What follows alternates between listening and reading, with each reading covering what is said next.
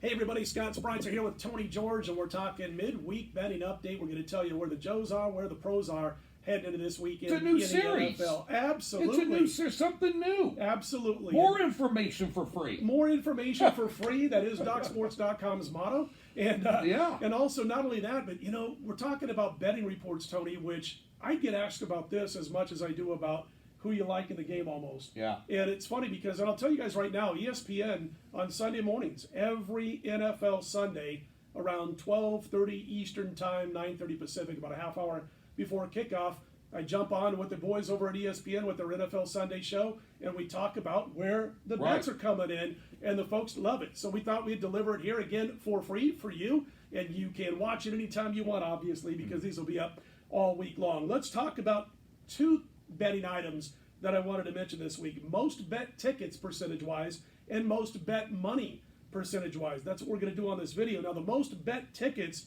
as far as the percentage of tickets on any side of the NFL right now, early in the week, how about the Detroit Lions laying 3.5 at the Skins?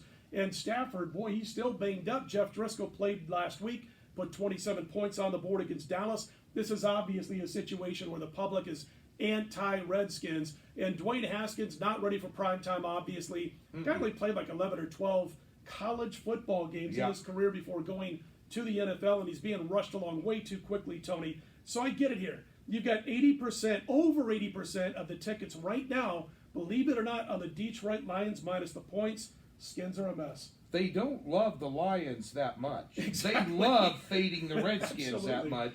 Last week, one of my premium picks was the Jets catching a point, because what in the hell is Washington doing, laying 3.5 to anybody, or 1 point to anybody, let alone with Haskins, basically cutting his teeth in his big first-time start, and it didn't look good doing it. Obviously, the Lions, little surprising they put up 27 against Dallas with Driscoll, without Stafford, but without Stafford playing here, one of these days Washington's going to step up and the hook here, but that's the reason why.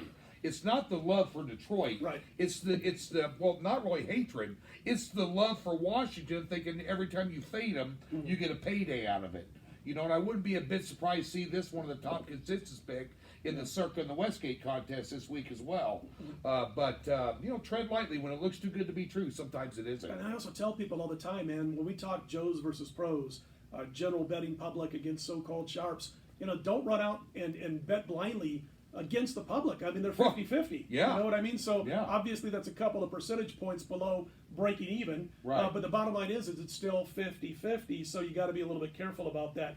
Most bet money percentage-wise on any NFL side this week, early in the week, how about the Tennessee Titans, who were laying a field goal to the Jaguars? Over 80% of the money, Tony, that beat as of midweek. That beat Tennessee. Dallas and New England. Yes. Two of the most heavily bet teams in Vegas, and we got Titans and Jags beating out Cowboys and Patriots early in the week. That's most bet money on that particular side percentage-wise. So not most bets in a game thus far. But listen, you look at this, you got juice on that 3 if you like the Titans. That's because of all the money coming in on Tennessee. And they are better off with Mariota on the sideline and with Ryan Tannehill at quarterback. So you kind of get an idea of why you've got a situation here, why the money has been coming in on Tennessee. Well, Foles didn't look that good last week either. Didn't. I said this in our 10 and 10. He looked very rusty. Yeah, he looked rusty.